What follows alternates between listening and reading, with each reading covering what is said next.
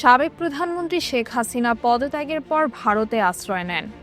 তার বিরুদ্ধে গুম, গণহত্যা এবং মানবতাবিরোধী অপরাধসহ একাধিক অভিযোগ ওঠে, যার ফলে বাংলাদেশ সরকার তাকে প্রত্যর্পণ চুক্তির আওতায় ফেরত চেয়ে ভারতকে চিঠি পাঠায়।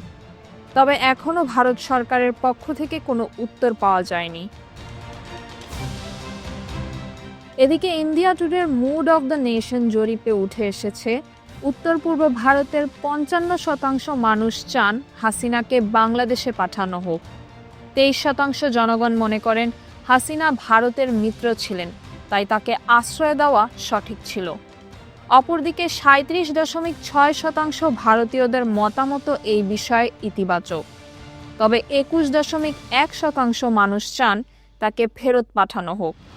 এছাড়া ২৯% ভারতীয়রা আশা করছেন হাসিনাকে অন্য দেশে পাঠানোর পরামর্শ দেওয়া হোক। গত ৫ আগস্ট ছাত্র জনতার গণ অভ্যুত্থানে শেখ হাসিনার সরকারের পতন ঘটে এবং এরপর তিনি ভারতে আশ্রয় নেন। তার বিরুদ্ধে গুম, গণহত্যা এবং মানবতাবিরোধী অপরাধসহ বেশ কয়েকটি গুরুতর অভিযোগ রয়েছে, যা আন্তর্জাতিক অপরাধ ট্রাইব্যুনালে বিচারাধীন।